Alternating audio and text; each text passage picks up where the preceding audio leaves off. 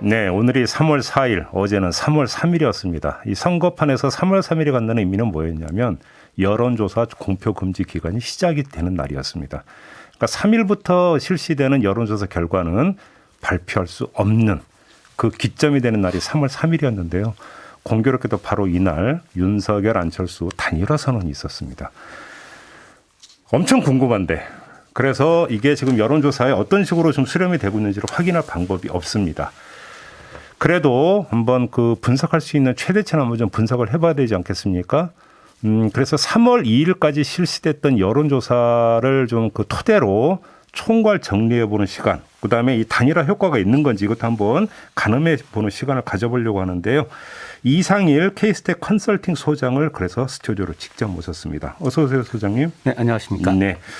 오늘 크게 이제 두 축으로 좀 나눠서 좀 질문을 드리고 싶은데 일단 이제 그러니까 전체 큰 흐름 하나하고 그다음에 단일화 효과가 있는지 없는지 이렇게 좀 나눠서 일단 좀 질문을 드려보고 싶은데 일단 첫 번째 3월 2일까지 실시됐던 여론조사 결과를 좀 총합을 한다면 흐름이 어떤지 큰 판세가 어떤지 좀 정리 좀 해주시겠어요?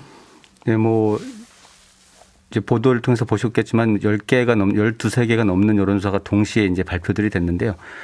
대별해서 보면은 뭐 10개 중에 한 2-3개 정도에서 이제 윤석열 후보가 오차 범위를 살짝 넘어서는 우세 조사들이 있었고요. 나머지 조사들은 오차 범위 내에 혼전. 뭐 숫자상으로는 이제 윤석열 후보가 아주 미세하게 앞선 게 많지만 이게 이제 오차 범위 내에 있기 때문에 우열을 판정하기 어려운 그러니까 결국 혼전이 마지막까지 계속되고 있다라는 것이 이제 여론조사의 전반적인 흐름으로 일단 공표 가능한 여론조사가 종료가 됐습니다. 그러니까 이제 3월 1일 딱 끊으면 그렇긴 한데 근데 또 이제 그 앞으로 좀 돌아가서 흐름을 보면 이재명 후보는 좀 상대적으로 상승세.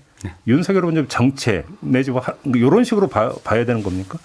그렇죠. 이제 조금 시기를 그 뭐 설이 굉장한 이제 변곡점으로 봤던 시기가 이제 설 연휴였는데 그 설 연휴 직후부터 일정 기간 이제 윤석열 후보 상승세가 좀 이어졌습니다. 그래서 격차가 좀 벌어지는 흐름이 보였다가 다시 이게 일종의 이제 여러 가지 이슈도 있었고 또 그 법 여건의 결집, 결집력이 좀 그 발휘가 되고 이런 부분들을 이제 민주당이 집중적으로 호소를 하면서 다시 이게 지지율 추세가 여론조사상 지지율 추이가 박빙 혼전으로 접어드는 그러니까 이재명 후보의 지지율이 좀 상승하면서 따라 붙는 흐름에서 지금 사실상 여론조사 종료가 된 거죠. 딱 공표 금지 기간에 딱 들어가 버린 상승세에서. 그러니까 이게 이제 그래프 추이를 봐도 그렇게 나오더라고요. 그런데 이거 하나 좀 여쭤볼게요. 튀는 여론조사 결과가 종종 있잖아요. 튀는 조사. 그러니까 다른 조사하고 비교를 해보면 너무 차이가 현격하게 나는 조사 있잖아요. 이건 어떻게 봐야 되는 거예요? 저는 두 가지 정도로 봅니다. 하나는 이게 이제 표본조사의 특성상 그 오차 범위를 보통 저희 1,000명 하면은 플러스 마이너스 3.1% 뭐 이제 마지막 조사는 2,000명 조사들이 꽤 있었는데 그래도 이제 2.2%를 얘기하는데 아래 위로 그만큼의 이제 오차가 기본적으로 있을 수 있기 때문에 튀어 보이지만 예를 들어서 뭐 갑자기 한 10% 격차가 난다라 하더라도 그 위아래로 3%씩을 감해서 보면은 실제 격차는 4-5%일 수도 있는 거거든요. 그래서 그런 어떤 이제 그 통계 조사, 표본 조사 자체의 특성이 있고 이번 이제 대선 국면에서 여론조사가 중간중간에 이렇게 굉장히 좀 이렇게 들쭉날쭉해 보이는 부분에는 실제로 좀 이 변동성이 좀 큰 판세가 사실상 이렇게 내재돼 있다. 그래서 조사의 시점이나 뭐 정말 그 하루의 뭐 시간대에 따라서 내지는 그날의 어떤 독특한 뉴스 하나가 영향을 준다든가 뭐 이런 어떤 변수들이 이렇게 강하게 작용하는 그래서 뭐 특히 종반전에 오면서는 이게 여야 대선 후보들이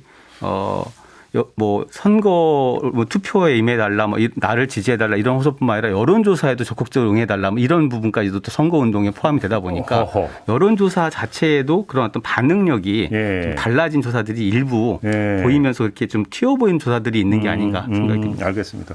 그다음에 지금 이 시점에서 아마 더 큰 관심사는 큰 흐름보다는 단일화 효과인 것 같은데 일단 결론부터 소장님은 일단 좀 결론부터 말씀해 주신다면 효과가 있는 거로 보십니까? 어떻게 보십니까? 계산을 굳이 해봐야 된다면 뭐 이제 효과가 없을 수는 없죠. 왜냐하면 이제 안철수 후보라는 존재가 사라졌기 때문에 그분을 지지했던 혹은 지지하려고 하던 분들 입장에서는 다른 선택을 해야 되니까 당연히 이제 그런 부분이 뭐 영향이 있을 수밖에 없는데 이게 이제 기존에 야권 후보 단일화라는 것이 사실 굉장히 큰 선거 내내 그 굉장히 큰 이슈였고 그것이 이루어진다면 이 선거 자체 판세가 사실상 좀 이렇게 결정되는 게 아니냐라는 관측이 많았습니다만 근데 이번에 단일화에 대해서 이렇게 반응들을 지금 봤을 때 그리고 이제 여러 가지 상황을 보면 예를 들면 뭐 시간과 맥락 이게 뭐냐면 타임상 너무 늦었고요. 그다음에 예. 결국 안철수 후보가 사퇴를 하고 이제 단일화에 합의를 하고 윤석열 후보 지지하는 그 배경을 보면 되게 전격적이긴 하지만 너무 전격적이다 보니까 그리고 그 전에 해왔던 그 본인의 바로 어제의 모습과 오늘의 모습이 너무나 그런 다른. 것들이 과연 이제 유권자들 눈에 뭐 안철수 후보를 지지하는 분들이든 그렇지 않은 분들이든 그것이 이해가 된다라고 이렇게 받아들여질 것이냐 이런 부분이 굉장히 예. 좀 부족한 상태에서 단일화가 됐거든요. 그것을 설명할 시간도 없었고, 예. 그러니까 그러다 보면 이게 물리적으로는 결합이 됐지만 근데 단일화가 어떤 선거 전의 판세를 가르는 그 종점이 아니라 사실은 이거는 이런 식의 단일화는 시작점에 불과할 수 있다는 겁니다. 무슨 얘기냐면 안철수 후보는 내가 사퇴를 하고 윤석열 후보 지지합니다. 이렇게 얘기했지만 그 후보를 지지했던 유권자 내지는 이제 그런 어떤 분들 입장에서는 내가 그럼 그걸 따라가야 되는 것인가에 대해서는 또 다른 판단이 필요한 거잖아요. 그렇죠. 그러니까 그것을 설득해낼 수 있느냐 없느냐는 아직 저는 미지수라고 보기 때문에 네. 이게 단일화가 오히려 단일화 자체는 이루어졌지만 단일화의 어떤 정치적 영향이라는 부분들은 원래 예상했던 것과는 좀 다른 결이 나올 수도 있다. 그러니까 소장님 말씀을 정리하면 단일화 선언으로 인해서 판을 정리하는 어떤 효과보다는 오히려 판의 변동성을 더 키울 수도 있다. 그렇죠. 이게 단일화가 원래 이제 사실 유권자들 특히 정권 교체를 지지하는 유권자들이 굉장히 기대했던 부분이기 때문에 뭐 그분들 입장에서는 이번에 이제 어떤 결정들을 당연히 환호하겠지만 이분들은 이미 뭐 정권 교체를 지지하고 윤석열 후보를 지지하는 분들이잖아요. 사실 이 판세에 영향을 준다라는 것은 그렇지 않은 분들이 어떤 태도를 결정하느냐라는 그렇죠. 부분인데 그렇죠. 여기에 대해서 과연 이번 단일화의 어떤 상황 그동안 흘러온 맥락들이 예. 충분히 이렇게 납득될 수 있을까? 저는 이게 깜짝 정치라는 것이 정말 중대 결단 뭐 이런 것들이 그런 것이라 하더라도 그것이 어떤 임팩트가 있으려면 흐름상 맥락이 맞아야 된다고 보거든요. 우리가 납득할 수 있어야 되는 거죠. 그 정말 고뇌에 찬 결단을 했구나. 근데 그렇게 보기에는 이 최근에 마지막까지 온 단일화의 그 협상의 과정들, 논란의 과정들이나 안철수 후보의 어떤 그 입장들이 이렇게 쉽게 납득되기 어려운 상황에서 됐다라고 보여요. 근데 윤석열 후보에게 단일화 선언이 도움이 될 거라고 보는 사람들의 논리는 일단 이런 거잖아요. 그러니까 정권 교체론이 되게 높은데 네. 정권 교체론에 비올 만큼 윤석열 후보의 지지율이 나오지를 않는다. 그러니까 정권 교체를 열망하는 유권자 일부를 아직 흡수를 못하고 있는데 그들이 어디 있었냐면 안철수 후보에게 있었다. 그런데 단일화가 되면은 당연히 정권 교체라고 하는 희망은 공유하고 있는 사람들이기 때문에 상당수가 윤석열 후보한테 가지 않겠느냐. 이런 계산을 하고 있잖아요. 이건 어떻게 평가를 해야 되는 겁니까? 근데 그게 아까 말씀드린 그게 가능성은 있지만 단일화 자체만으로 성립되기는 어렵다고 보여지는 게 두 가지입니다. 하나는 안철수 후보의 지지율이 이제 1월 한 중순쯤에 네. 15%를 넘어서는 수준까지 갔던 적이 있었습니다. 그랬죠. 그 당시의 상황이라면 근데 그 이후에 지금 이번에 단일화를 3월 3일 새벽에 결정을 했는데 마지막까지 오히려 이런 지지율의 흐름은 뭐 한 7에서 9% 정도 한 자릿수로 내려왔지 않습니까? 사실 이미 단일화가 결렬될 거를 보고 결국 이제 뭐 제3 후보를 선택할 수 없었던 다른 유권자들 입장에서는 입장 정리를 이미 많이 하셨기 때문에 윤석열 후보로 이제 넘어가 있었다. 그렇지. 마지막까지 안철수 후보를 지지하겠다고 했던 분들 중에 상당수는 당선 가능성이랑 무관하게 안철수 후보가 제시한 새로운 정치에 대한 어떤 길 자체를 보고 지지를 하겠다라고 했던 분들이라면 그러니까 지금까지 남아있는 안철수 후보 지지층이 전부 다 아니면 다수가 정권 교체를 적극적으로 지지하는 분들일 거라는 가설은 사실 좀 이렇게 정확하게 보기 물론 이제 있겠죠. 그것이 있기 때문에 실질적으로 만약에 나중에 가서 정말 이렇게 계산을 해본다면 당연히 그 단일화라는 것이 윤석열 후보 입장에서는 플러스가 되는 요소는 맞지만 그런 기대했던 만큼의 큰 영향과 어떤 선물이 될 것이냐라는 부분들은 그렇지 않아 보이는 부분 상당히 많다라는 겁니다. 정반대로 아까 이준석 대표 인터뷰에서 잠깐 언급이 됐고 저희도 이제 몇 차례 언급을 한 바가 있는데 몇몇 조사를 보면 사자 대결 구도보다 양자 대결 구도 때 오히려 지지율 격차가 좁혀지는 이런 현상 이제 결과가 나오지 않았습니까? 이건 어떻게 분석을 하세요? 그렇죠. 아마 여론조사 보도들 워낙 많으니까 많이 보셨을 텐데 이게 다자구도하고 그다음에 물론 단일화 이후에 된 조사는 없습니다. 지금 공개된 건 없지만 단일화를 가정한 조사 결과들 여러 개 보셨을 텐데요. 그러면 상식적으로 이제 그런 단일화가 정말 파급력이 클 거라는 것이 여론조사에서 나타난다라고 하면 다자구도 때보다 안철수 후보가 사퇴한 빠졌을 때. 단일화 구도에서 윤석열 후보 지지율이 상당히 높아지거나 그래요, 이런 격차가 벌어지는 것이 나타나야 되는데 실제로 대부분의 여론조사들을 보도를 이렇게 뭐 확인해 보시면 일부 이제 약간 플러스된 부분이 분명히 나오지만 절대적인 수치라든지 네. 그 폭이 굉장히 적다라는 거죠. 그 얘기는 안철수 후보 지지층들한테 단일화를 가정한 질문을 던졌을 때 이것이 흘러가는 것이 다 윤석열 후보에게 이건 아니라는 거죠. 네, 오히려 그렇죠. 심상정 후보가 높아진 조사도 있고 예. 또 이재명 후보 쪽으로도 네. 상당수가 흘러간다 이렇게 갈 수 있다라는 분석도 나오고 있는데 그래서 예. 이게 물론 이제 기본적으로 뭐 여야의 반응들이나 상황을 보면 단일화라는 이슈가 야권한테 호재인 것은 맞지만 이것이 그렇게 기대했던 만큼의 커다란 그 선물이 될 것이냐라는 부분들은 오히려 지금부터 이 단일화의 명분과 이유를 설득해낼 수 있느냐 없느냐에 달린 게 아닌가 싶어요. 그렇죠. 그러니까 이제 결국은 어제 있었던 단일화 선언이라고 하는 것이 정권 교체를 희망하는 사람들이나 내지 안철수 후보 지지층에게 어떤 감동과 네. 어떤 울림을 주지를 못했다. 그렇죠. 일단 여기서부터 시작이 되는 거군요. 소장님의 분석은.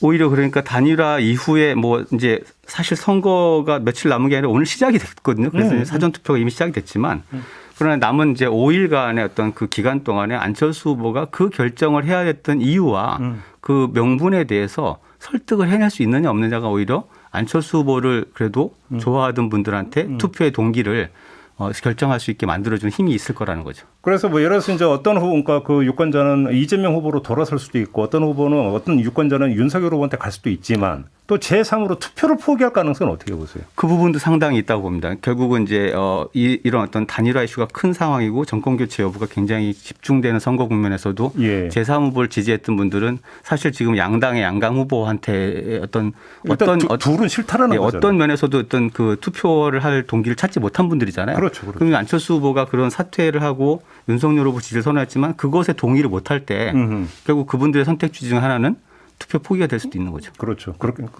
세 갈래로 좀 봐야 된다. 네. 그다음에 그 민주당 같은 경우는 오히려 이렇게 되면은 민주 진보 진영의 그 결집을 자극할 수도 있다라고 주장을 하던데 이 가능성은 어떻게 보세요?